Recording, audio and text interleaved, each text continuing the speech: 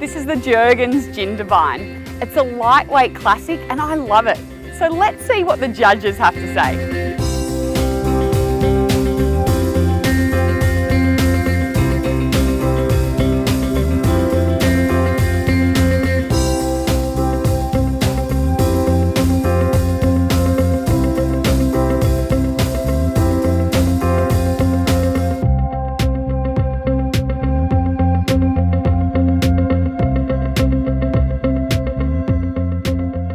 Now tell us a little bit about Jergens Jindabyne.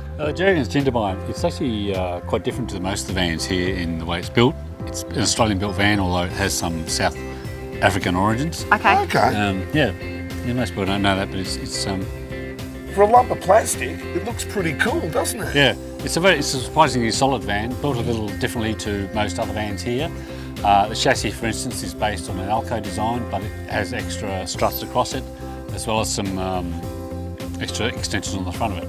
And does that stop it twisting? It does, yes, yeah. And the way the body's built will help that enormously, yeah. Well, it's another pop top. Yeah, and that's it's quite good for people who want a small van when they travel and they want to stay in caravan parks and have a very small tow vehicle because it weighs 1,350 kilos tow weight. So nice lightweight little van. Easy to tow. Yep, excellent. So you could tow this with the family sedan.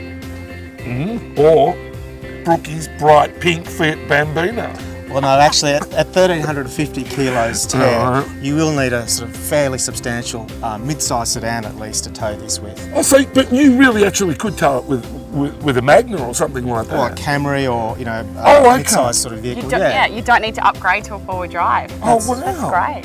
Well, it certainly makes holidays a lot cheaper because let's face it, some of these big vans that we're looking at, to actually get them around, you probably would find it quite expensive to do on petrol, wouldn't you? Well, yeah, that's exactly right. And that's one of the other advantages of this van is that it is slightly more aerodynamic and obviously being lighter, it's going to help with fuel efficiency of the tow vehicle. For you, I guess, everybody else has talked about the fact that it doesn't have, a bathroom per se, but really, when I was growing up and you'd be the same, we didn't have that in any of the vans that we were going around in. No, that's right, and not everybody's going to be looking for the same thing in a caravan. If you're planning to stay solely in caravan parks and places where there's facilities, then you don't need a bathroom on board, and if you want to keep weight down for one and cost down for another, this is definitely worth a look. Hey Max, get over here and tell us about Jurgens Jindabyne. Now, is the Jurgens Jindabyne, is it going to be like a Jurgens Kuma, and is it like basically an Alpine sort of naming thing that they've got going on? No, I think what they're trying to do is evoke that sense of Australianism. Okay. Well, that's my guess anyway. I couldn't exactly say why they've named it the Jindabyne, but that's what I think they're going for. Well, is it a nice warm van to be in? Because it makes me want to take it to the high country. Well, I reckon you'd be pretty toasty in the Jindabyne. I mean, it's got all the bits and pieces. What's not to like? It's pretty cool. It's Aussie made and it's called Jindabyne, but you go in and it reminds me of that ski lodge sort of feel. Okay. What I like about the Jindabyne is, there's a few things. One is the weight of the thing. I mean, it's 1,350 kilos. You load it up, you've got 300 kilos to play with in terms of payload. And then it'll weigh 1,650 kilos ATM, and that's still eminently manageable by so many family cars out there. The Falcon wagon, Commodore wagons. It's just a really, really practical towing proposition for a couple who might not be interested in upgrading their family car, because let's face it, a modern four-wheel drive ain't cheap. So Maxie, is there anything about this van that you would probably hope to see change down the line?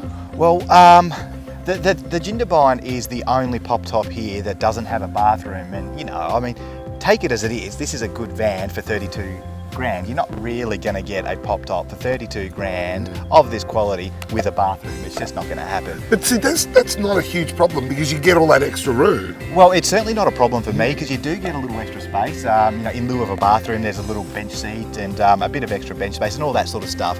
So I think the question becomes, do I want to save space, save some money, and use the amenities in the caravan park? You bet. Oh, well, for boys, let's face it, the world's our bathroom. Well, that's one way of looking at it. I admit to nothing. Um,